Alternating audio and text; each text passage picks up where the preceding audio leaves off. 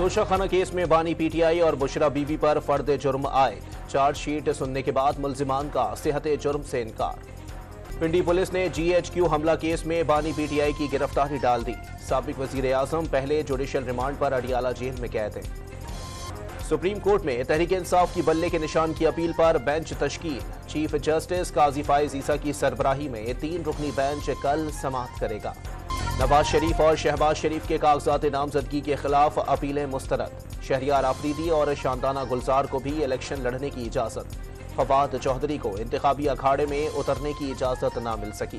NAB سے نواز شریف کے لیے ایک اور بڑا ریلیف، نواز خاندان کے خلاف شریف ٹرسٹ کیس میں نیب تحقیقات سمیت 6 کرپشن کیسز بند کر دیے گئے۔ بانی پی ٹی آئی نے دی اکانومسٹ میں مضمون نہ لکھنے کا اعتراف کیا ہے۔ مضمون آرٹیفیشل انٹیلیجنس سے تیار کیا گیا تھا، نگراں وزیر اطلاعات مرتضی سولنگی کا بیان۔ پی ٹی آئی پارلیمنٹیرینز کے سربراہ پرویز خٹک کا 27 نکاتی انتخابی منشور کا اعلان، صحت اور تعلیم ترجیح قرار۔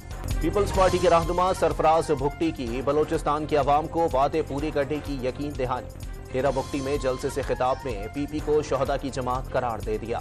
نگراں وزیر اعلیٰ محسن نقوی نے پنجاب بھر میں بھل صفائی مہم کا آغاز کر دیا، نہروں کی صفائی کا عمل 31 جنوری تک جاری رہے گا۔ بہاولپور میں بس نہر میں جا گری، 3 افراد جاں بحق 17 زخمی ہو گئے۔ اوگاڑا میں ٹریلر اور وین میں تصادم سے خاتون جل بسی۔